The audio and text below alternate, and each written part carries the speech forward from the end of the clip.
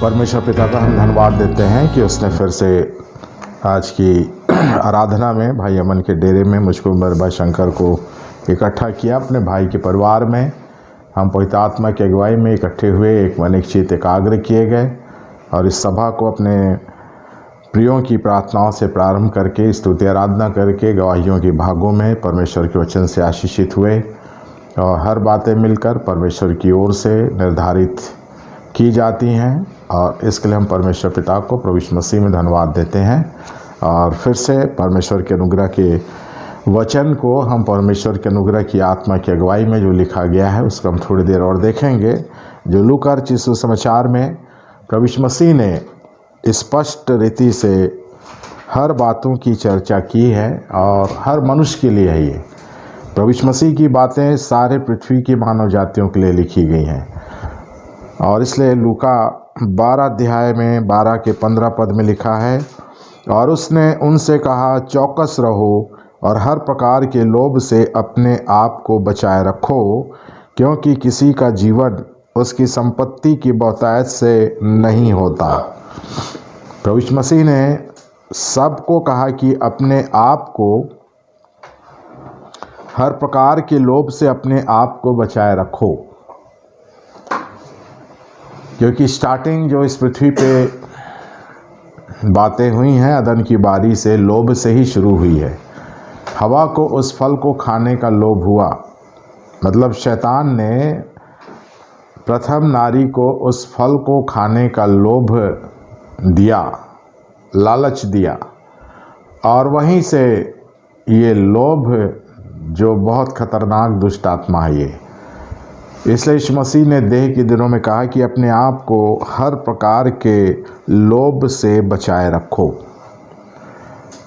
हर व्यक्ति को, जैसे आज हम कोरोना से अपने आप को बचाए रखने का कई प्रयास कर रहे हैं, हर बीमारी से हम अपने आप को बचाने का कई प्रयास करते हैं, ठंड से अपने आप को बचाने का हम कई प्रयास करते हैं, गर्मी से बचाने का कई प्रयास करते हैं, भूख से बचाने का, बेरोजगारी से बचने का हम कई उपाय करते हैं। तो परमेश्वर कहता है कि सबसे प्रमुख बात है कि हर मनुष्य अपने आप को हर प्रकार के लोभ से बचाए रखे।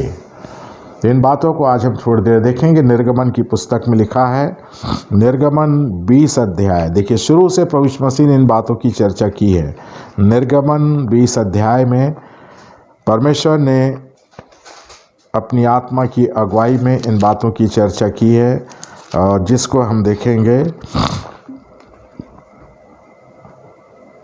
निर्गमन 20 का 17 पद में लिखा है, तो किसी के घर का लालच न करना। देखिए, मनुष्य किसी के घर को देखता है तो उसका लोभ करता है, किसी के घर का लालच या लोभ करता है। तो यहाँ पर यीशु मसीह ने बोला किसी के घर का लोभ या लालच ना करना और ना किसी की स्त्री का लालच करना।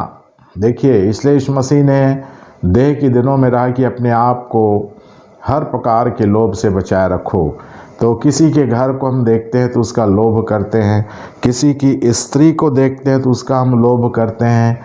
तो परमेश्वर ने हमको हर प्रकार के लोभ से बचने के लिए कहा है। तो इसलिए हम इन बातों को ध्यान में रखेंगे तो हम बच जाएंगे। हम किसी के अच्छे घर को देखेंगे, हम उसका लोभ ना करें। हमको परमेश्वर का वचन स्मरण आ जाए कि परमेश्वर ने किसी के घर का लोभ करने के लिए, लालच करने के लिए मना किया है। किसी की अच्छी स्त्री को हम देखते हैं तो वहाँ भी शैतान हमारे अंदर उस स्त्री के प्रति लोभ को डालता है। वहाँ पर हम परमेश्वर के वचन को स्मरण रखें कि हम किसी की स्त्री को देख करके उसका लालच ना करें और न किसी के दास दासी का हम लालच ना करें। हम किसी के अच्छे दास दासी को, नौकर नौकरानी को देखते हैं तो बहुत अच्छा मेहनत करते हैं, बहुत अच्छे अपने मालिक के काम आते हैं, घर को सजाते हैं, सब काम को करते हैं रात के 9-10 बजे तक, सुबह 6 बजे से रात के 9-10 बजे तक कोई दास दासी किसी के मालिक के घर में काम करते हैं और हम उनको जाके देखते हैं तो हम उस दास और दासी का हम भी लालच करते कि काश ये दास दासी हमारे घर में काम करते। तो देखिए, सब चीज़ों का हमको ध्यान देना है, ध्यान रखना है। और कहता है कि न किसी के बैल और न किसी के गधे का और न किसी की वस्तु का हमको कोई लालच या लोभ नहीं करना है, क्योंकि कहावत भी है, लालच बुरी बला। यदि मेरे और आपके अंदर किसी के घर का लालच आता है तो हम बुरी बला को अपने अंदर ले आते हैं। किसी की सुंदर स्त्री को देख करके हम उसका लालच करते हैं तो हमारे अंदर वो बहुत बड़ी बला आ जाती है। और इसलिए परमेश्वर हमको चेतावनी दिया है, चौकस रहने के लिए कहा है। इसलिए बाइबिल की जानकारियाँ पढ़कर, सुनकर, हृदय में रखकर हमको जीवन के सफ़र को बिताना है, ताकि जिस घड़ी शैतान हमारे अंदर किसी प्रकार के लोभ को डालने की कोशिश करे, हम उसका इनकार कर दें। उसका हमको इनकार करना कि नहीं, परमेश्वर ने मना किया है कि किसी के घर का लालच नहीं करना है। परमेश्वर ने मना किया है कि किसी की स्त्री का लालच नहीं करना। परमेश्वर ने मना किया है कि किसी के दास दासी का, बैल गधे, किसी भी चीज़ का, वस्तु का लालच नहीं करना। तो ये वचन मेरे और आपके हृदय में रहेंगे और हम इसको ध्यान में रखेंगे तो हम सब प्रकार के लोभ से अपने आप को हम बचा सकते हैं। यदि नहीं रखेंगे तो हम अपने आप को किसी भी रीति से, किसी भी लोभ से हम अपने आप को नहीं बचा सकते। फिर पहला थिस्सलुनीके 5:22 में भी लिखा है, पहला थिस्सलुनीके की पुस्तक उसका 5 अध्याय और उसके 22 पद में भी पौलुस के द्वारा परमेश्वर इन बातों की चर्चा की है। सब प्रकार की बुराई से बचे रहो, सब प्रकार की बुराई से बचे रहो। कितने प्रकार की बुराई इस पृथ्वी पर, मतलब बहुत से बुराई, बहुत सा लोभ मनुष्य के जीवन को घेर के रखता है। तो प्रभु यीशु मसीह कहता है कि बुराई हमको घेर के रखेगी, परंतु हमको उससे अपने आप को बचा के रखना है। लोभ की दुष्ट आत्माएं हमको चारों तरफ से घेर के रखेंगी। हमको सब प्रकार के लोभ से अपने आप को बचा के रखना है, और उसके लिए आपको परमेश्वर का वचन उन सब चीज़ से बचने के लिए सामर्थ्य देगा, शक्ति देगा, स्मरण शक्ति देगा। वचन हमारे हृदय में रहना चाहिए, परमेश्वर का वचन हमारे चित्त पे रहना चाहिए, परमेश्वर का वचन हमारे कानों में रहना चाहिए, ताकि जिस घड़ी लोभ की दुष्ट आत्मा हमारे अंदर किसी प्रकार के लोभ को डाले तो हम उसको अंदर आने ना दें, हम उसको स्वीकार ना करें। तो इसलिए इन सब बातों को आज हम समय रहते हुए ध्यान कर लें, नहीं तो संसार छोड़ने के बाद हमारे यही बातें, यही किसी भी प्रकार का लोभ हमारे अंदर पाया जाएगा और उस लोभ से हम अपने आप को गंदे या अशुद्ध कर लेंगे। तो बाइबिल कहती है कि अशुद्ध व्यक्ति का स्वर्ग के राज्य में प्रवेश असंभव है, वो नहीं कर सकता है। और तब मरकुस 13 अध्याय उसके 5 पद में भी लिखा है, प्रभु यीशु मसीह सब चीज़ों को बता दिया है।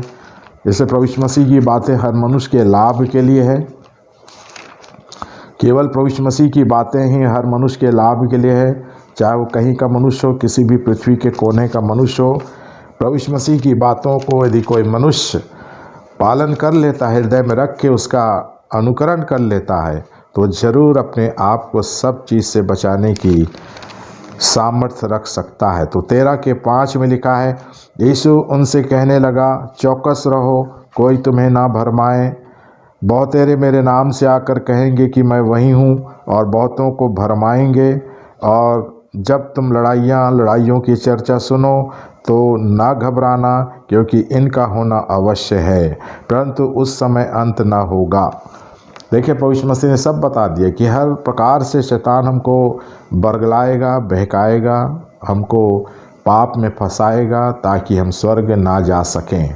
तो इसलिए वचन को अपने अपने हृदय में हर मनुष्य रखे तो ज़रूर वो शैतान के सारे बातों से, दुष्ट आत्माओं से वो अपने आप को बचा के रख सकता है, क्योंकि वचन के सामर्थ्य से ही हम अपने आप को लोभ की दुष्ट आत्मा से बचा सकते हैं। वचन की सामर्थ्य हमारे हृदय में, हमारे चित्त पे रहेगी तो हम सब प्रकार की बुराई से अपने आप को बचा सकते हैं। मनुष्य के पास इतना पावर नहीं है कि वो किसी प्रकार के लोभ से अपने आप को बचा सके। प्रथम नारी जो परमेश्वर के हाथों सृजी गई थी, उसको शैतान उस फल के लोभ के पाप में फंसा कर उसको गिरा दिया।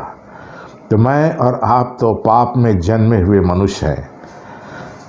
सारे ग्रंथ कहते हैं कि पापम जन्मम पापम जीवनम पापम मृत्युमम।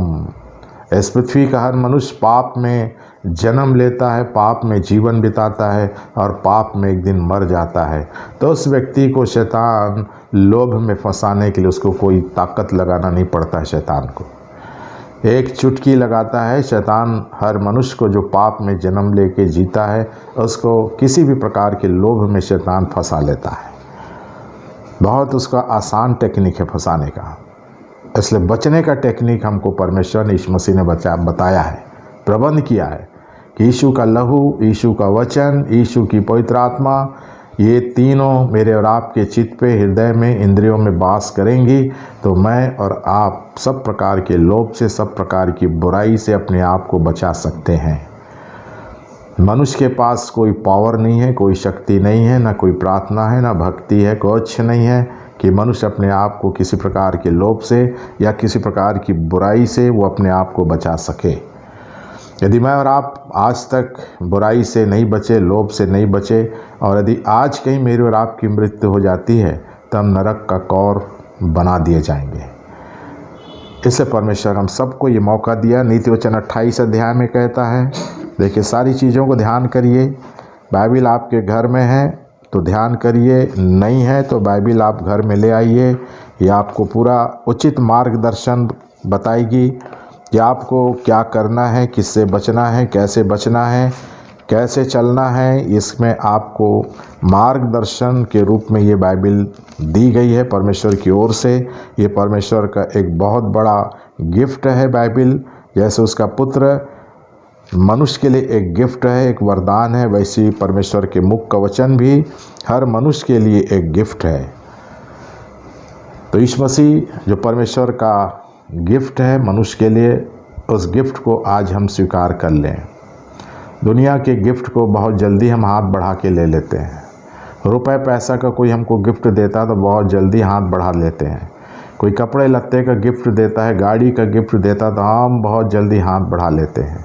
पर मेरा और आपका सृष्टिकर्ता परमेश्वर अपने पुत्र यीशु मसीह को गिफ्ट में दे रहा है।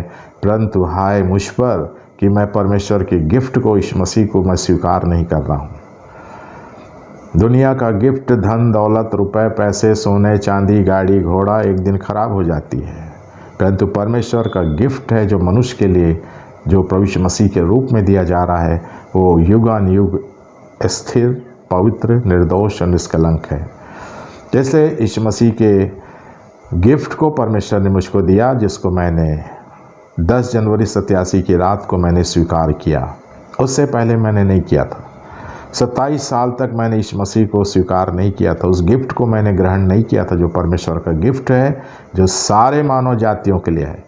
इसमें कोई जाति धर्म रंग भेद नहीं है। प्रभु यीशु मसीह जो परमेश्वर का पुत्र है वो सबको गिफ्ट के रूप में दिया जा रहा है। जो उसको ले रहा है उसका एक दिन स्वर्ग में प्रवेश निश्चित है। बिना यीशु मसीह के हम स्वर्ग में जा ही नहीं सकते। यूहन्ना 14:6 में कहता है, मार्ग सत्य और जीवन मैं हूँ, बिना मेरे द्वारा कोई पिता के पास नहीं पहुँच सकता। ना कोई प्रार्थना करके पिता के पास जा सकता है, ना दान दे के, ना प्रचार करके, ना उपवास रह के कोई पिता के पास नहीं जा सकता है। पिता के पास जाना है तो परमेश्वर के गिफ्ट यीशु मसीह को अपने जीवन में ग्रहण करना है, तो उसको अपने जीवन में स्थान देना है, उसकी बातों को। तो परमेश्वर ने हमको इन बातों को बताया है। वचन से सीखिए। नीति वचन 28 के 25 में लिखा है, लालची मनुष्य झगड़ा मचाता है। देखिए, यदि हमको किसी प्रकार का लोभ है, किसी के घर का लोभ है, तो हम उस घर को पाने के लिए झगड़ा करेंगे। यदि किसी स्त्री का लोभ मेरे अंदर है तो उस स्त्री को पाने के लिए मैं उस पुरुष से, उसके पुरुष से मैं झगड़ा करूँगा। यदि किसी के दास दासी का लोभ है तो मैं उसके मालिक से मैं झगड़ा करूँगा।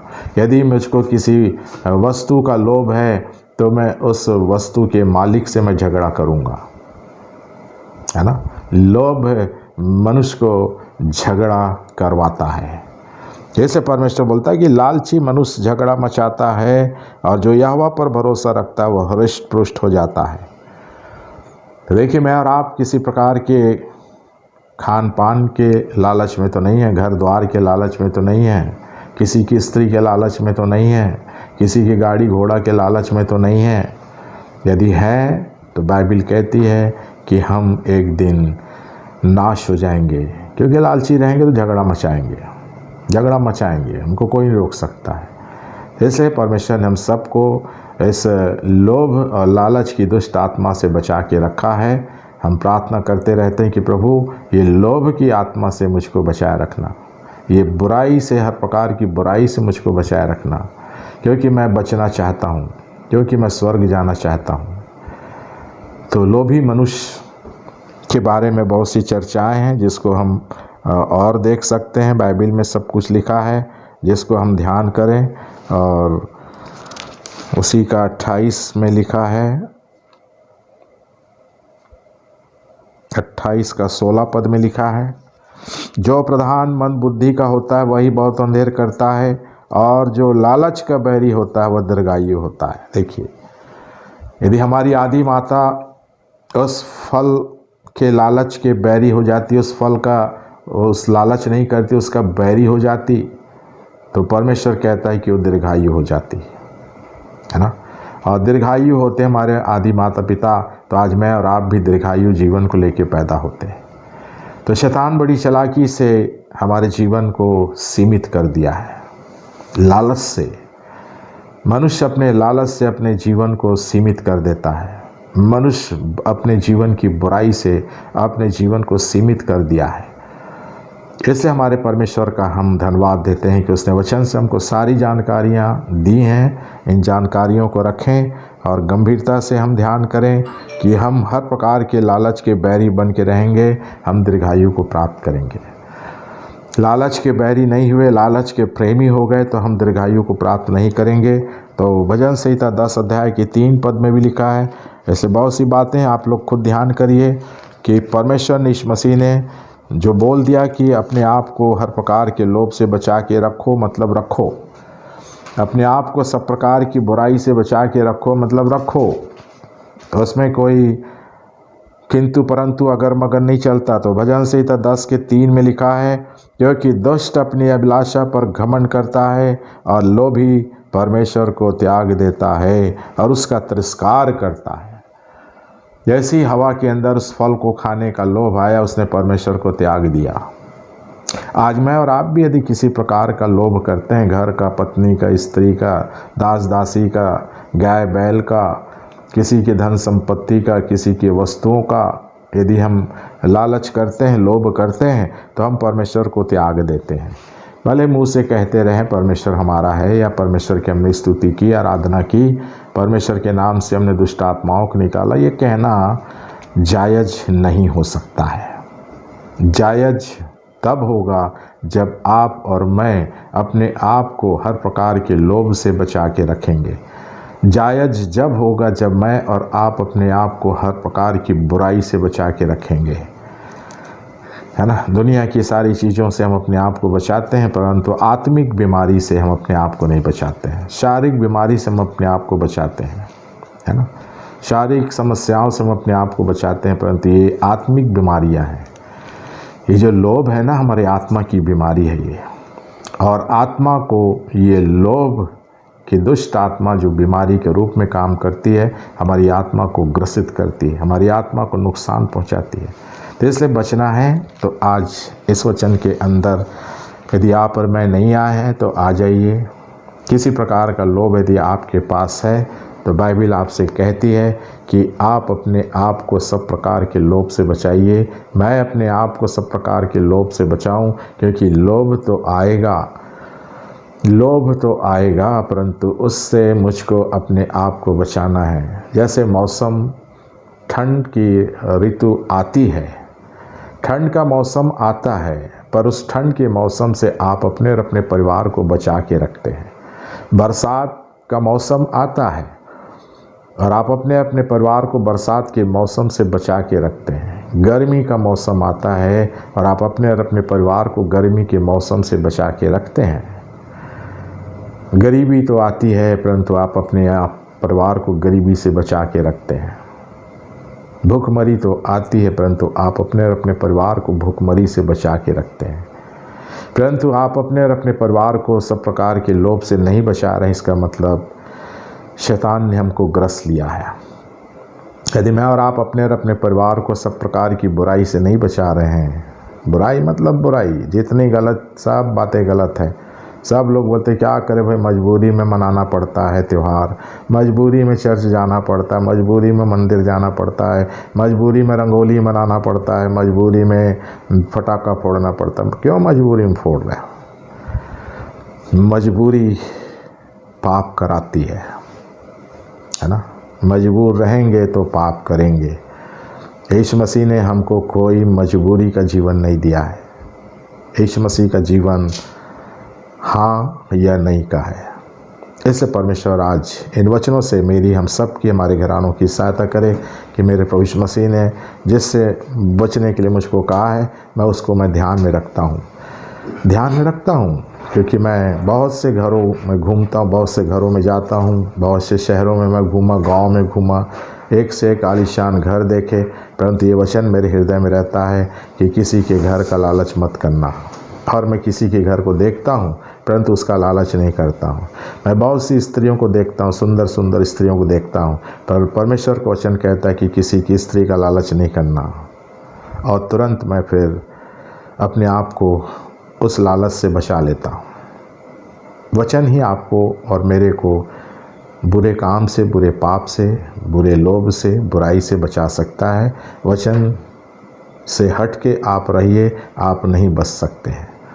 इसलिए वचन से ही आप अपने आप को सब प्रकार के लोभ से, सब प्रकार की बुराई से बचा सकते हैं। तो इन कामों को करिए। परमेश्वर आप सबकी, मेरी, हम सबकी, हमारे घरानों की सहायता करे। प्रार्थना करेंगे। अनुग्रहकारी दयालु परमेश्वर उद्धारकर्ता यीशु मसीह में धन्यवादित है तो उन्हें हम पर अनुग्रह किया, हमारी सुधि ली।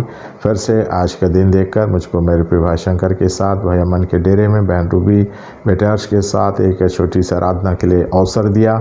और ये बातें हम सब गवाहियों के भागों से लेकर सभा के शेष भागों तक आत्मसात किए। तेरी पवित्र आत्मा ने हम मूर्खों की मदद की।